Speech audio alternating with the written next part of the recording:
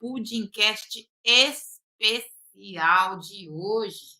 Nosso pudimcast falando como nós vamos lidar com a nossa criança hiperativa. Eu sou Tatiana Nolasco, mãe do Matheus e da Janaína. Estamos aqui para ajudar vocês a transformar a aprendizagem dos seus filhos e acalmá-los. E hoje nós vamos falar sobre como nós vamos lidar com as crianças, como lidar com a criança hiperativa. Hoje nós vamos ser um pouquinho mais específicos. A gente sempre fala sobre TDAH, mas hoje nós vamos falar especificamente sobre a questão da hiperatividade. Sim. Por que eu estou falando hoje mais da hiperatividade?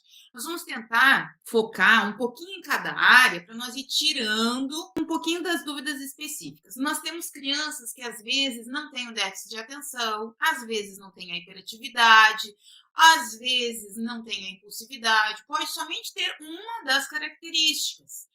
Então, hoje nós vamos falar especificamente da hiperatividade. Então, quando nós falarmos da hiperatividade, nós vamos falar da hiperatividade vinculada aos meninos, às meninas e nós na fase adulta. Por que eu falo também dos adultos, das mães? Para que a gente consiga compreender o conjunto e entender os nossos filhos desde a fase infantil, adolescência, pré-adolescência, adolescentes, e nós adultos tentarmos ver se também temos essas características, porque que nem no meu caso, eu fui descobrir o TDAH lá na fase adulta, depois de descobrir o TDAH do meu filho. Então, nós falamos de tudo aqui, justamente para ver que existem muitas diferenças da fase infantil para a fase da adolescência para a fase adulta. E aí nós vamos ir entendendo mais sobre isso. Então, hoje nós vamos falar sobre hiperatividade, até porque a hiperatividade lá na fase infantil se demonstra com algumas características totalmente diferentes lá da fase adulta. E nas mulheres também tem suas diferenças. Então, vamos lá. Primeira coisa, por que é mais difícil verificar a hiperatividade nos adultos do que nas crianças? Porque na fase infantil, as crianças elas já têm essa questão de serem agitadas por natureza. Quando elas começam a caminhar, elas começam a descobrir o mundo, elas vão mexer nas coisas, elas vão caminhar, elas vão brincar, elas vão pular. Elas têm essa energia. Então, vamos entender a diferença entre uma criança agitada e uma criança hiperativa. Vamos lá, vamos entender um pouquinho. Criança agitada é aquela criança que vai mexer nas coisas, ela vai brincar, ela vai correr, mas ela não vai ter aquela questão de ser um motorzinho ligado o tempo todo. A criança hiperativa é aquela criança que parece que tem um motor ligado o tempo todo, literalmente. Ela chega a causar exaustão nos pais. Ela não para um minuto. Literalmente, ela corre o tempo todo. Vai correndo, ela sobe na cadeira, ela sobe na janela, ela vai pular, ela vai correr. Então, ela é uma criança destemida ao ponto de correr perigos incessantemente. Então, os pais correm atrás da criança de uma maneira tão intensa, porque a sensação que se tem é que a criança se coloca em perigo de uma maneira muito constante. Ela se põe em risco muito mais do que uma criança normalmente. E aí os pais não compreendem o que está acontecendo com a criança, né? Ela quase que pula pela janela, literalmente, se você não cuidar, não tiver os determinados cuidados com aquela criança, porque ela corre, ela solta da mão da mãe e sai voando rua fora, ela não para, literalmente, ela pula a cadeira, ela se machuca com mais frequência, né? É uma criança que está sempre se machucando com muita frequência, se bate nas coisas por não ter dimensionamento do espaço. Se bater com frequência não é algo que não seja característico, é uma característica acentuada na criança que tem hiperatividade, justamente porque ela perde um pouco do espaçamento. O que significa isso? Meu pai falava que eu era jeitosa, olha bem a expressão, jeitosa. O que acontecia? Eu vivia me batendo até quando ia passar na porta, simplesmente passar numa porta. A porta tá ali para mim passar, pum, batia na quina. Por quê? Porque não via a dimensão do espaço, não era simplesmente uma questão de visão, e sim uma questão de dimensão de espaço. Ia passar através da quina entre uma quina de uma mesa e uma cadeira. Podia ter um espaço grande, batia na quina da mesa, vivia batendo em objetos. Isso acontece muito com a criança que tem a hiperatividade, porque ela está tão rápida, ela quer passar tão rápido por ali, ela não dimensiona o espaço, já está passando, já está batendo, já está quebrando, derruba objetos com muita facilidade. Isso acontece com muita facilidade. Ela sai derrubando objetos, não para. As brincadeiras que ela vai brincar normalmente são aceleradas, né? O que acontece? Ela não consegue brincar com brincadeiras calmas. Jogos pedagógicos, quando ela vai fazer um quebra-cabeça, ela começa a montar o quebra-cabeça, um exemplo, né, que até é um dos jogos que a gente tenta fazer para a criança começar a se acalmar. Ela joga aquele quebra-cabeça no meio do caminho e já sai fazer outra coisa. Ela não tem paciência para jogos, né? Mesmo sendo um brinquedo, ela não tem aquela paciência para parar na cadeira, fazer um quebra-cabeça, brincar com algo mais calmo. Dependendo, mesmo sendo um desenho animado para criança, ela não tem aquela paciência de ficar sentada vendo um desenho animado. Por quê? Porque aquilo a irrita, ela tem que estar vendo o desenho animado, fazendo outra coisa, mexendo numa massinha de modelar, fazendo outra coisa no meio da sala, porque senão aquilo já não chama a atenção dela. Ela vai querer fazer 5, 6 coisas ao mesmo tempo. Por quê? Porque a criança, ela é inquieta, ela tem uma inquietude, ela precisa, é um movimento. O cérebro é mais rápido do que suas perninhas, tá? E aí, quando ela vai para a pré-escola, como eu disse, os pais estão tentando segurar o ritmo daquela criança. Só que lá na pré-escola existem ritmos pré-determinados para toda a turma. E aí a criança, naquela agitação, parece que tem formiga na cadeira. Ela não consegue ficar sentada para fazer e pintar um desenho. Ela não consegue ficar sentada, daí ela começa: professora, posso beber? Professora, posso ir no banheiro? Professora, posso levantar? Isso quando ela pede para a professora, senão ela levanta e já saindo, né? Lá no pátio, na hora do recreio, na hora das brincadeiras, ela quer coordenar a brincadeira, ela briga para entrar no time, daí ela entrou no time. Aí do nada ela, não quero mais, e sai correndo para fazer outra coisa. Ela tem uma inquietude, né? Ela não para. Ela tá fazendo uma brincadeira, ela já vai partir para outra brincadeira, ela tem essa inquietude dentro dela. Essa é a fase infantil. Quando nós vamos aumentando para a fase hormonal, e aí com relação às meninas, o que vai acontecer? Normalmente, quando nós vamos olhar para as meninas elas já têm essas características que o que acontece? As meninas no padrão, elas que é as brincadeiras que nós dizemos mais pro lado das meninas? Brincar de boneca, sentar, fazer algo mais calmo, é uma característica mais pro lado da feminilidade, para essa questão social que se coloca como um rótulo para menina. E aí as outras, eu sempre brinco, né? Tem as princesinhas lá na escola, estão todas bonitinhas, arrumadinhas, brincando lá. Aquela menina agitada que é TDAH, ela não gosta daquilo. Ela quer jogar bola, ela quer brincar, ela quer subir na árvore, aí ela já quer fazer uma brincadeira lá na casinha da árvore, aí ela já tem uma criatividade, ela já vai sair descendo uma cordinha, já vai sair brincando a mil pelo Brasil. Quando viu, ela já saiu correndo, ela já vai jogar bola, ela vai sair correndo brincar com os guris. Aí vão dizer assim, mas ela vive brincando com os guris. Mas ela acha mais divertido brincar com os guris, né? Ela vai achar extremamente mais divertidas as brincadeiras dos guris do que as das gurias, às vezes porque ela vai lá, ela chuta uma bola, ela corre, ela já está agitada ao último. Então, isso é o que atrai ela. Não é por algo vinculado à sexualidade, mas sim vinculado àquilo que está dentro dela. Só que ela vai começar a ser criticada muitas vezes onde ela está.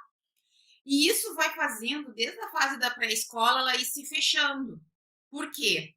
Porque ela se sente a diferente, mas ela não quer ser diferente. Essa é uma realidade da menina TDAH. Porque ninguém quer ser diferente do grupo. Então ela começa a ter aquela agitação interior dela, mas ela tenta se socializar com as amiguinhas. Aí o que vai acontecer? Ela vai tentar fazer brincadeiras diferentes, mas ela vai o quê? Se sentir polida naquele ambiente aonde vão começar muitas críticas, porque ela vai ser criticada pelos meninos que não querem brincar com ela e pelas meninas que estão vendo que ela não está integrada naquelas brincadeiras. E aí ela, por não querer ficar fora do grupo, ela vai tentar se adaptar às brincadeiras das meninas. E aí o que vai acontecer? Ela vai ir se ambientando mais ali, vai se fechando, apesar da agitação dela, ela vai se moldando mais rapidamente as questões de tentar se esforçar na organização do caderno, tentar se esforçar a permanecer na cadeira, todo esse processo. E aí, voltando, então, nós aqui temos que entender que quando a gente para e pensa a respeito dessas questões, né? Quando nós vemos as diferenças da hiperatividade lá na fase infantil, que vai muito para a questão externa, quando vai se crescendo, vai para a questão interna. E aí, o que tem de diferenças? Quanto mais infantil, quanto menor, toda a hiperatividade que é cerebral está sendo externalizada, porque nós estamos na fase infantil. Ou seja, se bate membros, pernas, a síndrome das pernas inquietas até pode ir até a fase adulta, mas é uma questão diferenciada. Mas se mexe muito os membros e as pernas, não se para na cadeira, se tem a inquietude corporal, se tem várias expressões, tudo bem. Até aí, tudo bem, certo? Na fase infantil se vê muito isso, é externalizado. Quando se vai para a fase adulta, é o que a gente diz, a hiperatividade ela é mais cerebral, ou seja, pensamentos acelerados, a pessoa fala rápido. Podem ver, eu falo muito rápido. Eu sou uma pessoa que eu digo a realidade, eu falo rápido, é meu perfil, né? Eu não falo rápido, devagarinho, naquela coisa, assim, às vezes eu tento, né? Desacelerar, eu procuro às vezes fazer isso, né? Mas o meu perfil de cotidiano é falar rápido. E interpela as pessoas, às vezes, sem a gente pensar, e é algo que não é por maldade. No meio de uma conversa, você está pensando outra coisa e você interrompe o outro com aquele seu pensamento e atropela o diálogo. E isso é porque o seu cérebro está tão acelerado que você tem tantas coisas lá que você simplesmente coloca para fora o seu pensamento. Desorganização dos pensamentos, de não conseguir expressar para fora tudo que vem na sua mente.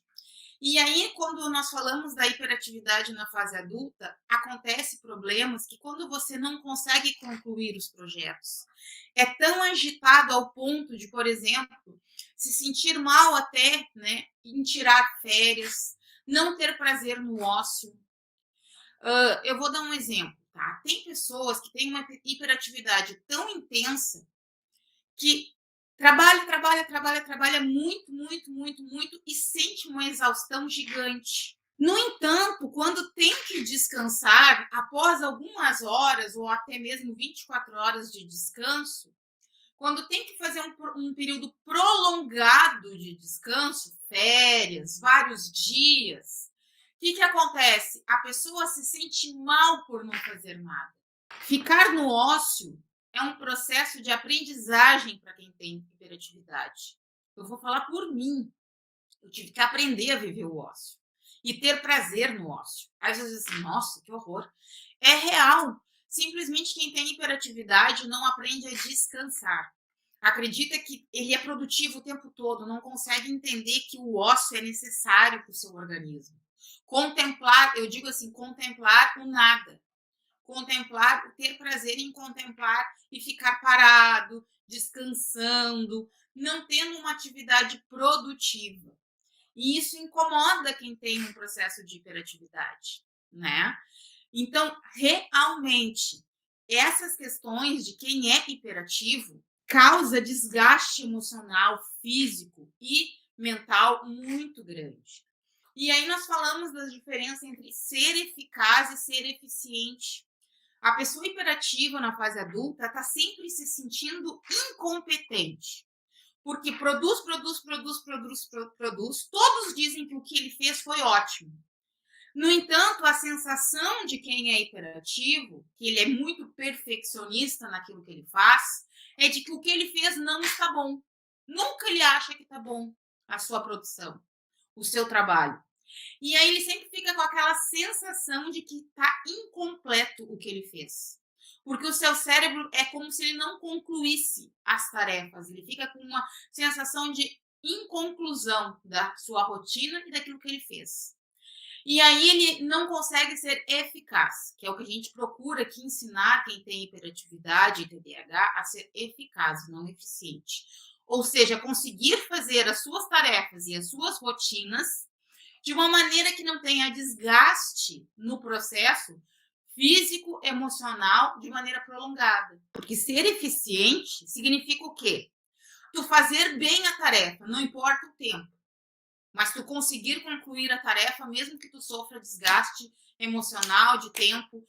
Porque o que acontece para quem tem hiperatividade? Às vezes, e é isso que eu quero chamar a atenção de vocês, a pessoa entra naquela tarefa de uma maneira assim, podendo se desgastar o seu físico ao extremo, mas ele quer concluir aquele projeto de qualquer forma, né?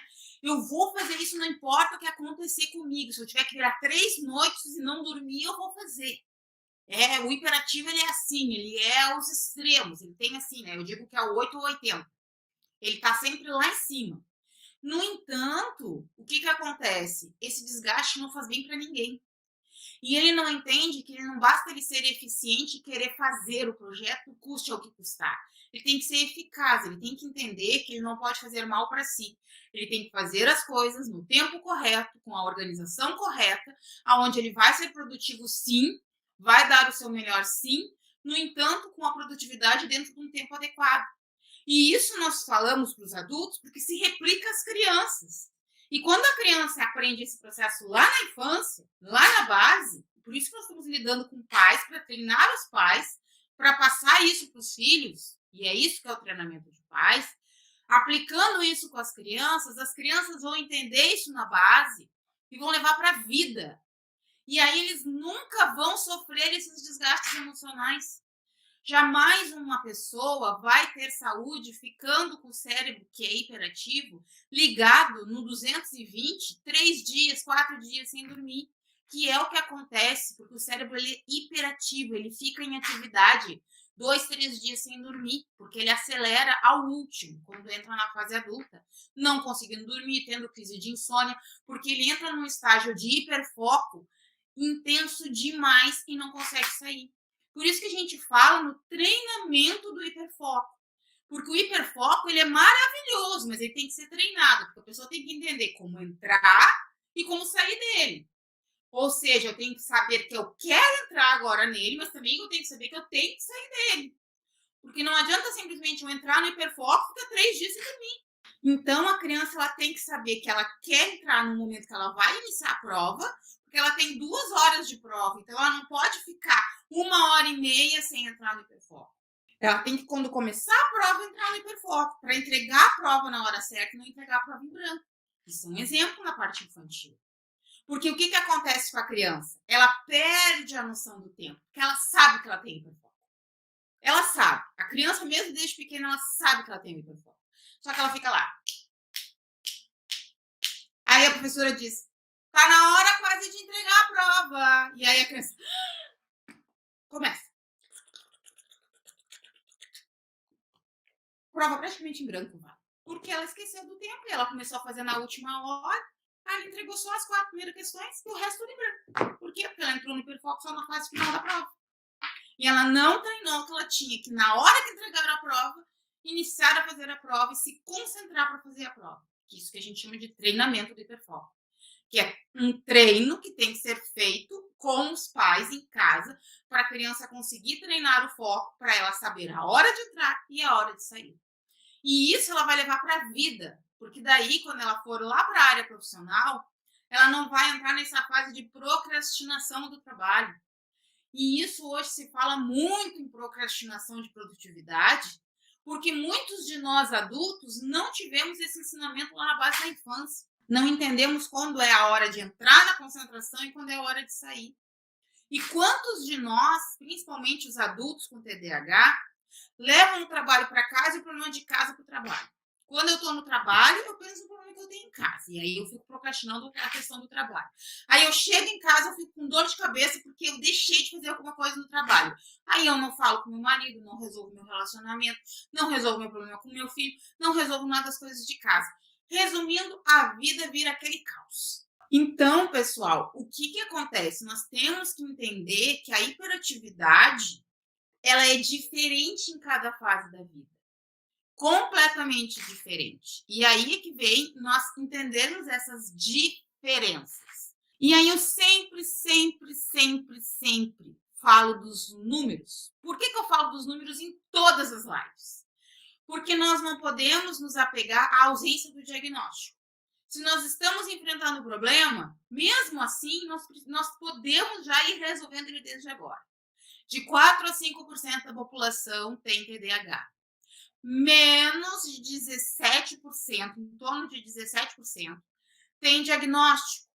Então, nós temos um grande número de crianças sem diagnóstico no Brasil. E um número maior ainda de adultos. Inclusive, eu falei na live da hereditariedade sobre essa questão do porquê que os nossos adultos não têm diagnóstico, né? Tudo isso eu expliquei. Então, o que acontece? Nós temos que compreender que o subdiagnóstico, a ausência de diagnóstico, é real. Agora, se a gente está enfrentando os problemas de tudo isso que eu estou explicando, nós não podemos simplesmente dizer assim, tá, eu não tenho nada para fazer. Tem sim, já começaram aqui. Se vocês estão ouvindo todas as explicações, já começaram. Já deram o primeiro passo, né? Aí depois vocês vão começar a verificar para ver um diagnóstico. Mas isso nada impede de já começarem a realizar, né, o que a gente chama de terapia comportamental familiar, tá? Que é o treinamento de pais para resolver o problema na essência. Porque isso não tem efeito colateral, não tem contraindicação para ninguém, nem que tenha ou não tenha diagnóstico.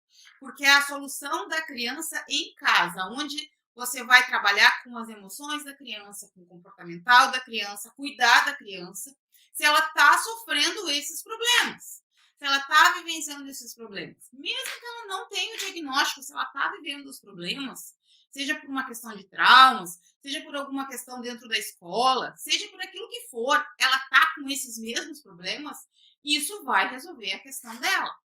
Agora, não quer dizer que ela não vá fazer o quê? O diagnóstico. E a gente explica como. Procurando um neurologista, do neurologista indo para a equipe multidisciplinar, com psicólogos, pedagogos, fonoaudiólogos, né? Nós entendendo que tudo isso é um processo, compreendendo que ela tem que passar também pelo oftalmo, que às vezes ela pode ter uma questão oftalmológica para fazer uma análise, vendo toda a análise da criança, vendo se é uma questão oral, se não é, se é uma questão fonoaudiológica, quais são os problemas mais vinculados à criança. E aí nós vamos conseguir ter a essência do problema. Por que eu falo tudo isso, né, com relação à questão do tratamento? Porque quando nós não vamos à busca daquilo que a criança tem, nós continuamos na zona de conforto, da dúvida. E a zona de conforto da dúvida não faz nós enfrentarmos o problema real. E quando nós chegamos no diagnóstico, nós enfrentamos o problema real, dizendo assim, é isso. E aí nós simplesmente tomamos a parte e a posição de maneira totalmente diferente.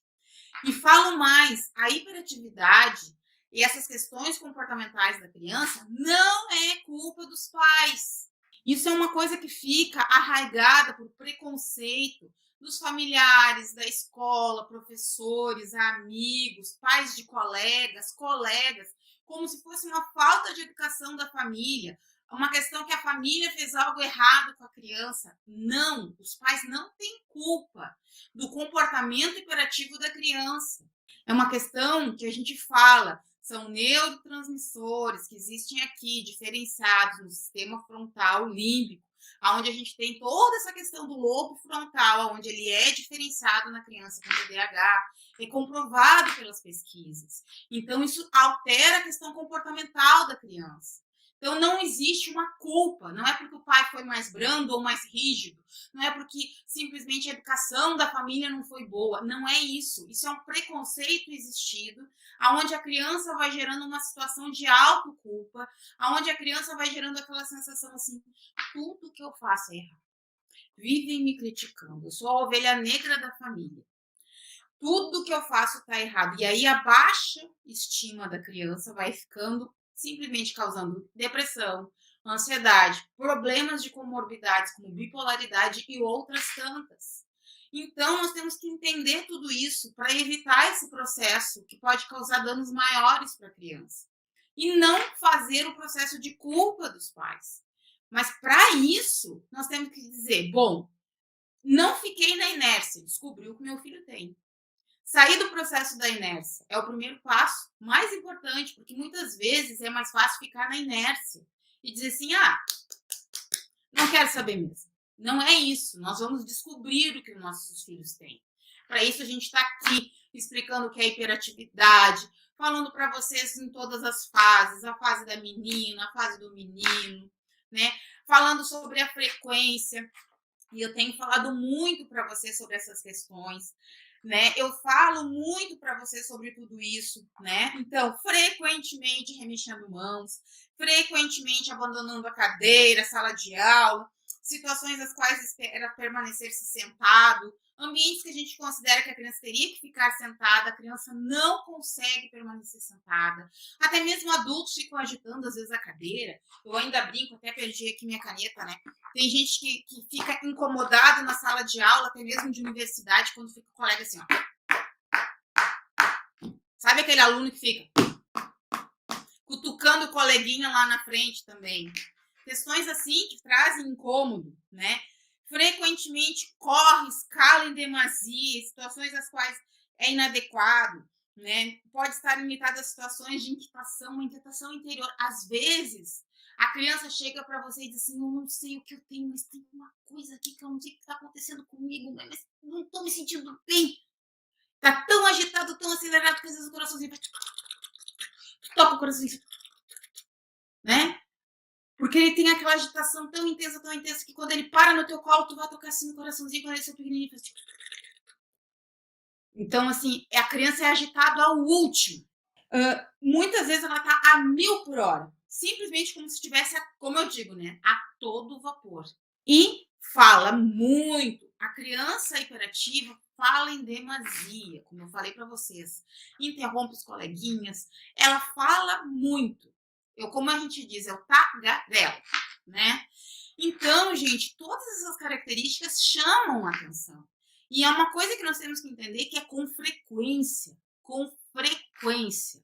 Então, a importância da questão de entender que o tratamento, né, que se faz com a criança, lá com o médico, com o psicólogo, com o psicopedagogo, nada tem a ver com relação ao que nós falamos aqui dos pais cuidarem das crianças com a terapia comportamental familiar, que é o que a gente fala, do treinamento de pais, que essa terapia, ela é comprovadamente, lá nos Estados Unidos, já se fez as pesquisas dizendo que o treinamento da família traz resultados efetivos muito maiores, às vezes, até do que tratamento medicamentoso, mas uma coisa não prejudica a outra, ou seja, não se quer dizer que tem que interromper um tratamento para fazer o outro, ao contrário, tá? Só que o que nós temos que entender é que essa terapia, ela sim, ela é algo que revolucionou lá fora. E aqui no Brasil muito pouco se fala sobre isso. Se fala sobre como treinar o psicólogo, como treinar o professor, como treinar o neurologista, como treinar os profissionais. Só que a questão é, a criança não fica em tempo integral lá nos profissionais, não fica em tempo integral lá na escola, e a maior parte do tempo ela fica com a família. Quem dá a base para a estruturação da criança é a família. A família vai conseguindo entender a criança, vai conseguir dar estruturação para que a criança tenha como enfrentar as suas barreiras diárias. Essa que é a questão. E sem a compreensão de como lidar com a criança, não se consegue enfrentar, solucionar o dia a dia da criança. Por isso que a gente fala tanto nesse treinamento de pais, né? Que é Partner Training, que fala-se tanto lá nos Estados Unidos, que a gente trouxe para cá desde 2019. Então, assim, a gente fala muito sobre essas questões, a gente fala que toda criança pode ser eficaz, toda criança consegue aprendizagem. É possível, sim, se conseguir a transformação da aprendizagem de toda e qualquer criança, porque todas são capazes. Para isso, basta o treinamento adequado. Tendo o treinamento adequado, a criança é capaz. Aqui, a Jane diz que o filho dela se machuca muito, é aquilo que eu estava explicando, né? Os filhos, eles caem com frequência, se machucam com frequência. Sou professora de apoio, minha maior dificuldade é entender por que ele não consegue escrever e não aprende. Você ensina e ele esquece. Ele tem 5 anos, tem paraplegia estática. Não para um minuto sequer. Bom, a criança está extremamente agitada, tem a hiperatividade em excesso. O que acontece? É um caso específico que uma professora está passando no contraturno. Mas a criança, ela está nessa fase de tentar iniciar o processo de alfabetização, que é exatamente isso que a professora está tentando passar para ela. Só que aquilo que nós estávamos falando na live anterior, sobre a memória de curto prazo e a memória de longo prazo. Tem que trazer para a criança algum estímulo que faça com que ela consiga levar o conteúdo para a memória de longo prazo. Se o estímulo que você está levando para ela é apenas livro, lápis, caneta, daqui a pouco esse estímulo não está sendo o estímulo adequado para a criança. Vou dar um exemplo. Crianças que têm hiperatividade, muitas vezes, jogos de videogame que envolvam questões lúdicas pedagógicas atraem mais a criança hiperativa do que a aprendizagem através simplesmente da escrita através de livros. Então, às vezes, na fase da alfabetização, hoje nós temos muitos recursos, inclusive, né, na internet disponível para pesquisa, aonde nós conseguimos fazer de forma mais lúdica a aprendizagem da alfabetização. E aí, o que acontece? Com essa interação maior, às vezes a criança ela vai conseguir, porque tem que ser algo mais rápido, mais dinâmico para a criança. Que daqui um pouco o nível dela é tão acelerado que ela não está conseguindo parar. Outra coisa, às vezes manipular um outro brinquedo enquanto ela está prestando atenção no que você está ensinando pode auxiliar também. Porque a manipulação de um brinquedo aleatório, a fase, ela vai estar fazendo esse movimento aleatório com a mãozinha, por mais que você ache contraditório, é algo pedagógico. Ela está mexendo em outro objeto, né, com brinquedos específicos, que a gente tem brinquedos que a criança... Uma massinha de modelar, aqueles pocket-pocket, coisas assim, que auxiliem ela vai estar fazendo esse manuseio aqui e, ao mesmo tempo, aprendendo. Ela vai conseguir levar melhor, fazer ela falar as questões para você também. Várias dicas eu dei aqui pro pessoal. Ela tá falando que a filha caiu do sofá, quebrou o dentinho. A Taína, a professora anterior era a Niceia. Essas questões de se machucar, quebrar o dentinho, cair, isso é muito comum nas crianças hiperativas. Aqui a Niceia nós temos uma questão mais grave, né? Ela tem atrofia.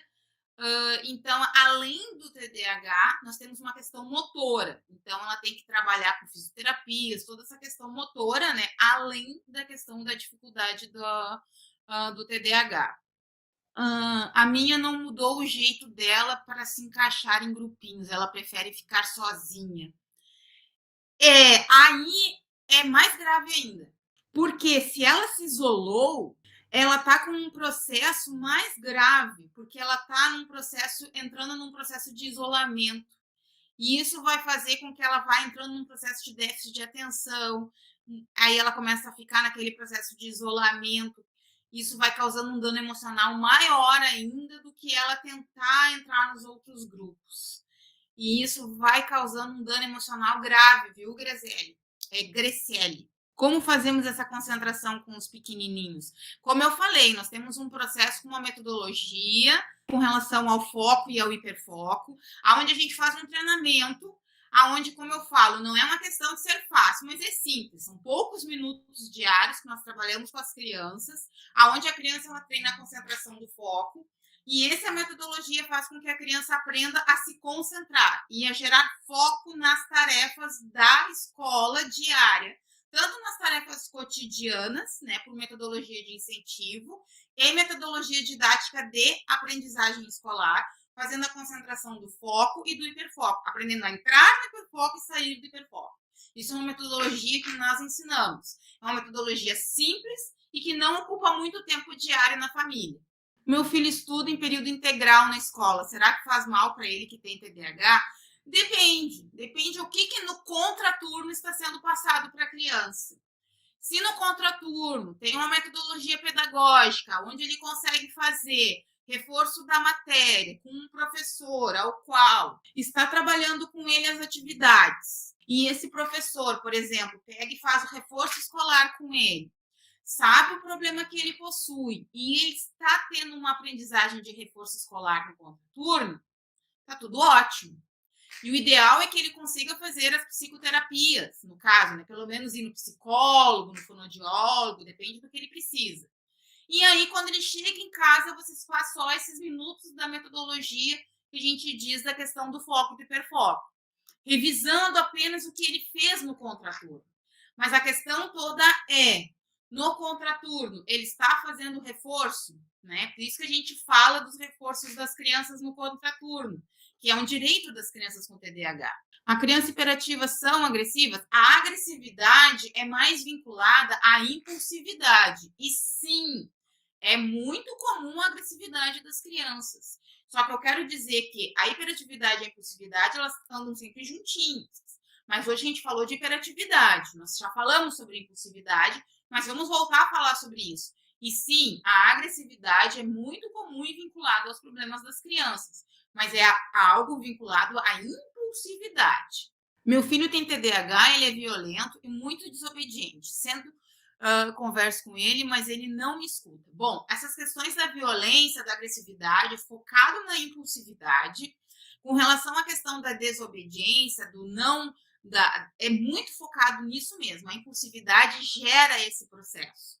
Só que como nós estamos falando em acalmar a criança, aí nós geramos, não é a questão do foco vinculado à hiperatividade, sim é um processo de gerar a questão dos métodos de incentivo, procurar direcionar as novas habilidades da criança, toda uma metodologia para conseguir fazer o processo de acalmar a criança.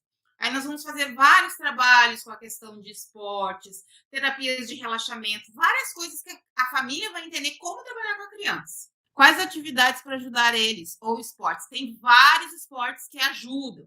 Vou dar um exemplo aqui que o neurologista agora, para o meu filho que tem 13 anos, deu uma dica. Meu filho agora vai começar o Muay Thai, porque ele gosta, é um dos esportes que ele gosta, né? E o neurologista, conversando com ele, gosta muito dele, né? Disse para ele comprar um saco de boxe.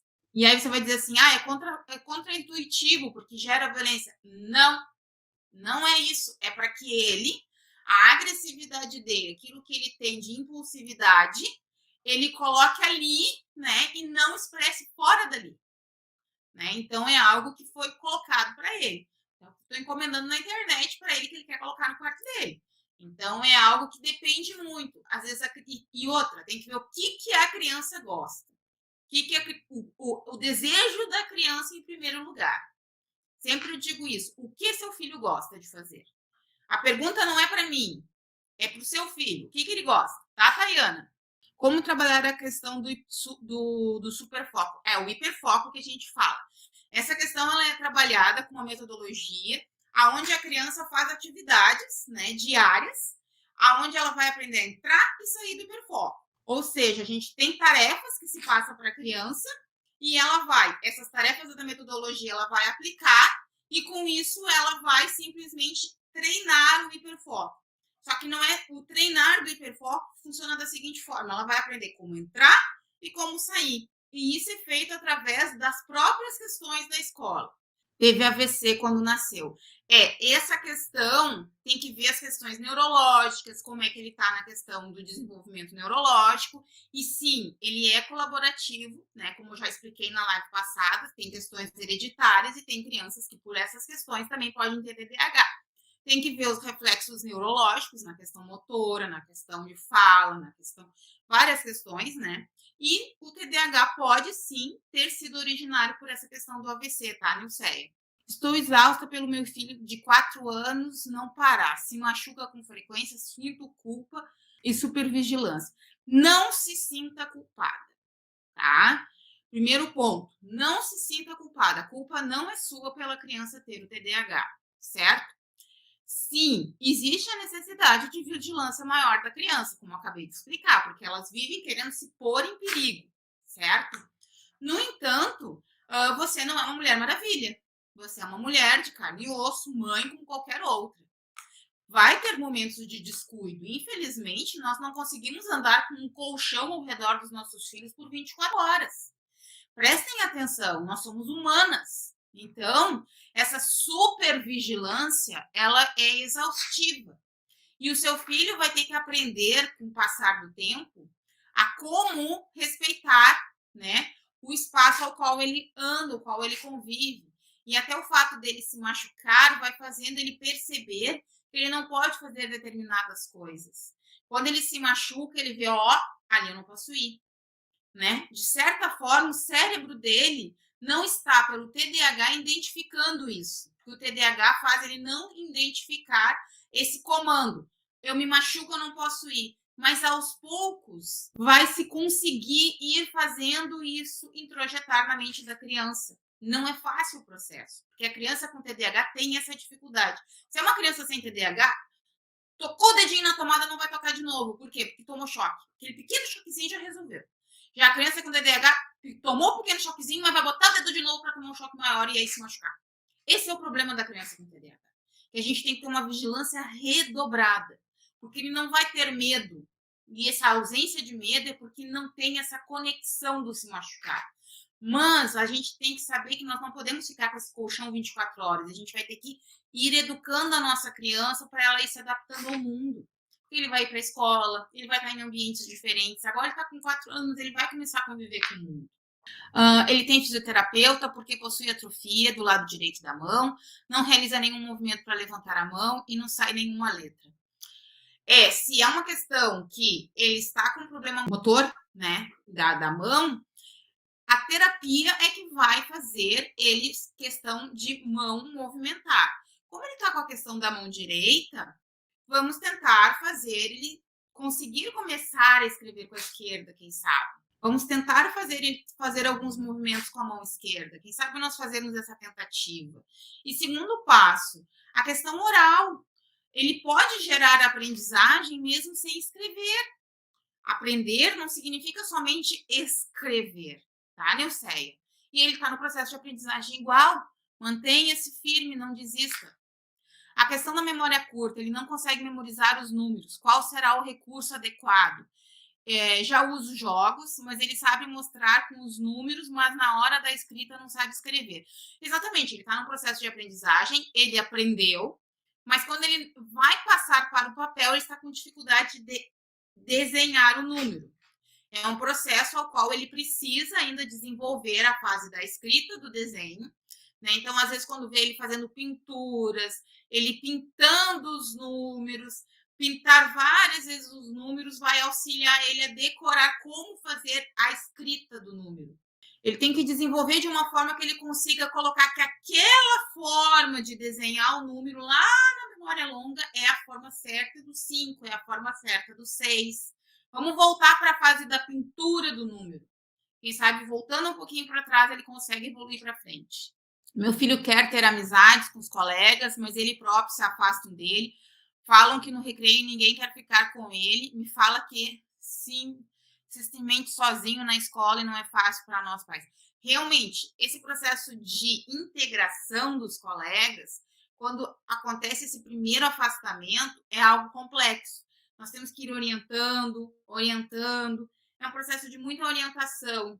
E aí, fazer essa readequação no ambiente escolar nem sempre é fácil.